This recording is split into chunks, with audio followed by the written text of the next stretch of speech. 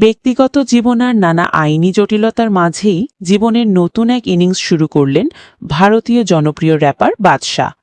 গত ২৪শে মার্চ সামাজিক যোগাযোগ মাধ্যমে এই গায়কের বিয়ের বেশ কিছু ছবি ও ভিডিও ভাইরাল হয়েছে। প্রিয় তারকার বিয়ের খবরটি সামনে আসার পর থেকেই ভক্তদের মাঝে ব্যাপক কৌতূহল তৈরি হয়েছে। বাদশার বিয়ের খবরটি নিশ্চিত করেছেন তার শাশুড়ি পুনাম রিকি।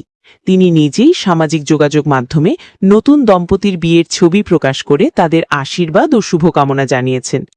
পাঞ্জাবের জনপ্রিয় অভিনেত্রী ঈশা রিকির সঙ্গে ঘরোয়া আয়োজনে এবং দুই পরিবারের উপস্থিতিতে বিয়ের সব রীতি সম্পন্ন করেছেন বাদশা।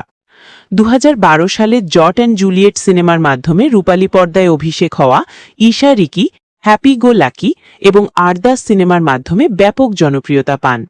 দীর্ঘদিনের গুঞ্জন কাটিয়ে অবশেষে এই তারকা জুটির পরিণয়ের খবরে তাদের ভক্তরা বেশ উচ্ছ্বসিত।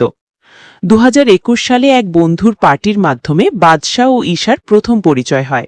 এরপর একসাথে কাজ করতে গিয়ে সেই পরিচয় ধীরে ধীরে প্রেমে রূপ নেয়। দীর্ঘ ৪ বছরের গভীর সম্পর্কের পর তারা অবশেষে বিয়ের চূড়ান্ত সিদ্ধান্ত নেন। উল্লেখ্য, এটি বাদশার দ্বিতীয় বিয়ে। এর আগে ২০২০ সালে তার প্রথম স্ত্রী জেসমিন গ্রেস মেসির সঙ্গে বিচ্ছেদ ঘটেছিল। সেই সংসারে বাদশার একটি কন্যা সন্তানও রয়েছে।